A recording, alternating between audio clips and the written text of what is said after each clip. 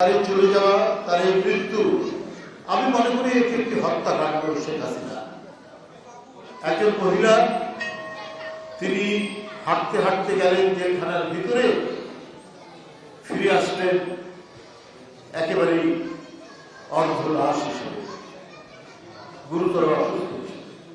তার মানে জেলখানার ভিতরে তার ওষুধে, তার খাবারে নানাভাবে কারসাজি করা হয়েছে। তিনি যাতে তিলে তিলে ক্ষয়ে ক্ষয়ে তিনি নিঃশেষ হয়ে মৃত্যুর মধ্যে ঢলে পড়েন, সেই ব্যবস্থাটা সেদিন করা হয়েছে। তৎকালীন সরকারে যারা ছিলেন তারা সেই কাজটা করেছে।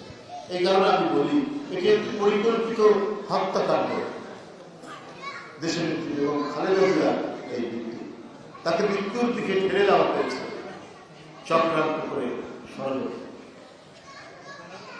এইরকম যে কথা সুব্রতদা বলছে, সজ্জন মানুষ, মৃদুভাষী মানুষ, স্বল্পভাষী মানুষ।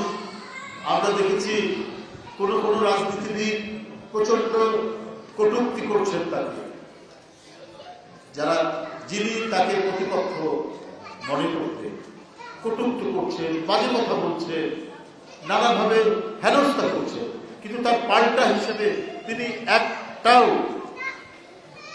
অসাধারণ কথা বলেন। তার সাংস্কৃতিক উচ্চতা এত বেশি ছিল, এত উপরে ছিল যে সেখান থেকে তিনি কখনোই নেমে আসেননি সাধারণ স্তরে। নেমে এসে পাল্টা তিনি কুরুচিপূর্ণ কথা বলেন। এটাই হচ্ছে বেগম খালেদা।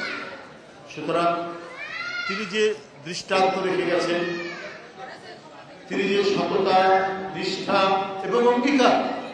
রাজনীতি মানেই তো হচ্ছে, এখনকার মানুষ মনে করে যে যে ব্যক্তিটি কথায় কথায় বরখেলাপ করে কথা, সেই বড় রাজনীতি। এই দেশে এমন একটি মাত্রা তৈরি করেছিলেন দেশনেত্রী বেগম খালেদা জিয়া, যে না, রাজনীতি মানে হচ্ছে জনগণের কাছে যে অঙ্গীকার করব, সেই অঙ্গীকার থেকে বাস্তবায়ন করে রক্ষা করা।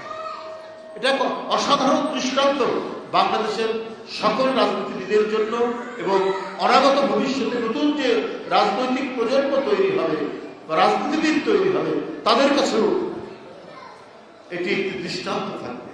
ইতিহাস ঘেটে তারা দেখবে যে একজন মানুষ যিনি রাজনীতি করতে গিয়ে বাগড়ম্বর কথা বলেননি, মিথ্যা অঙ্গীকার করেননি, অসত্য ওয়াদা করেননি, যা বলেছেন সেইটাই করার চেষ্টা করছেন।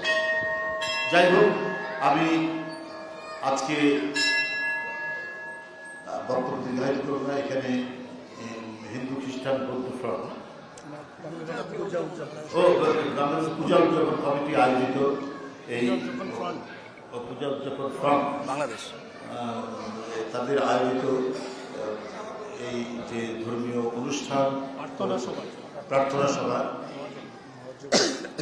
মহাযজ্ঞ হয়েছে, প্রার্থনা সভা যারা আয়োজন করেছেন, এই ফ্রন্টের যারা নেতৃত্ব দিচ্ছেন দীর্ঘদিন ধরে, বিশেষ করে আমার ভাতিজি এবং তার সাথে যারা এই যে সুরঞ্জন ঘোষ থেকে শুরু করে আরও যারা আছে এখানে, আমি তাদের নাম বলছি। আমি তাদের প্রত্যেকের প্রতি কৃতজ্ঞতা জানাচ্ছি।